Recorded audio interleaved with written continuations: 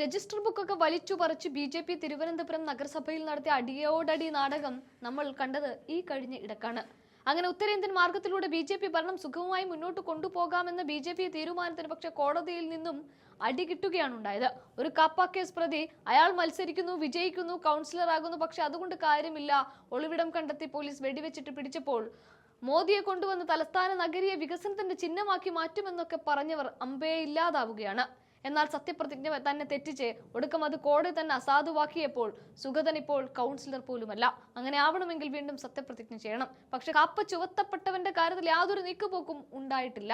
6 മാസത്തേക്ക് നഗരത്തിന്റെ ഏഴയലത്ത് കാല് കുത്തരുത് എന്ന കാപ്പ ഉപദേശക സമിതി കട്ടായം പറയുന്നതോടെ സുഗതന്റെ കാര്യം കട്ടപ്പുകയും ബി.ജെ.പി. തീരുകയും ചെയ്യുകയാണ് തലസ്ഥാന നഗരിയിൽ. കേരളത്തിൽ തലസ്ഥാന നഗരിയിൽ രാഷ്ട്രീയ കോലാഹലങ്ങൾ സൃഷ്ടിച്ച് നിയമത്തെ വെല്ലുവിളിക്കാൻ നോക്കിയ ബി.ജെ.പി. ക്യാമ്പിന് കനത്ത തിരിച്ചടിയാണ് ഇപ്പോൾ നേരിടേണ്ടി വന്നിരുന്നത്.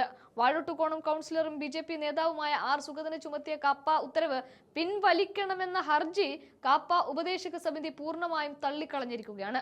നിയമത്തിന്റെ വഴിയിൽ നിന്നും രക്ഷപ്പെടാൻ ബി.ജെ.പി. പരമാവധി ശ്രമിച്ചുവെങ്കിലും അതെല്ലാം വിഫലമാകുന്ന കാഴ്ചയാണ് തിരുവനന്തപുരത്ത് കാണുന്നത്. 6 മാസത്തേക്ക് കൂടി സുഗതന്റെ മേലുള്ള കാപ്പ ഉത്തരവ് നീട്ടാൻ ഉപദേശക സമിതി കർശന നിർദ്ദേശം നൽകിയതോടെ ബി.ജെ.പി. ഇനി എന്തു ചെയ്യണം അടുത്തത് എന്നാലോചിക്കുകയാണ്.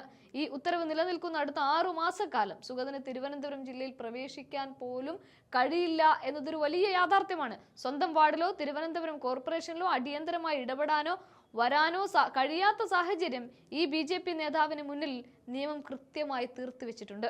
ഒരു വശത്ത് സത്യപ്രതിജ്ഞയിലെ ലംഘനം ചൂണ്ടിക്കാട്ടി കോടതിയിൽ നിന്ന് തിരിച്ചടി നേരിടുകയും കൗൺസിലർ പദവിയുടെ സാധുത തന്നെ ചോദ്യം ചെയ്യപ്പെടുകയും ചെയ്ത സാഹചര്യത്തിലാണ് ഈ കാപ്പ ഉത്തരവും സുഗതന് മേൽ ഇടുത്തി പോലെ വീഴുന്നത്. തിരുവനന്തപുരം നഗരസഭയ്ക്കുള്ളിൽ രജിസ്റ്റർ ബുക്കുകൾ വലിച്ചു കീറിയും അക്രമങ്ങൾ അഴിച്ചുവിട്ടും കൗൺസിൽ യോഗങ്ങൾ അലങ്കോലപ്പെടുത്തിയ ബി.ജെ.പിയുടെ തനി നിറം ജനങ്ങൾക്ക് മുന്നിൽ തുറന്നു കാട്ടപ്പെടുകയാണ്. വികസനത്തിന്റെ വലിയ വർത്തമാനങ്ങൾ പറഞ്ഞ് തലസ്ഥാനം പിടിക്കാൻ നോക്കിയവർക്ക് സ്വന്തം കൗൺസിലറുടെ ഗുണ്ടാ പശ്ചാത്തലവും നിയമ നടപടികളും ജനങ്ങൾക്ക് മുന്നിൽ വിശദീകരിക്കാൻ കഴിയാത്തൊരു അവസ്ഥയാണ് ഉണ്ടായിരിക്കുന്നത്.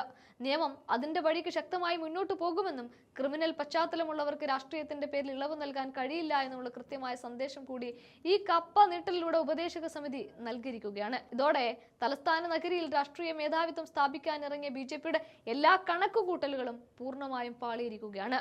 ഗുജറാത്ത് പിടിച്ചത് ഗുജറാത്തിന്റെ തലസ്ഥാനം പിടിച്ചുകൊണ്ടാണ് എന്ന് മോദി പറഞ്ഞത് അവരോർക്കുന്നുണ്ടാവും. തിരുവനന്തപുരം പിടിച്ചുകൊണ്ട് ഈ നാടിനെ തന്നെ പിടിക്കാമെന്ന് കരുതിയ ബി.ജെ.പിക്ക് പക്ഷേ നിലനിൽക്കാൻ പോലും പറ്റാത്ത അവസ്ഥയിലാണ്.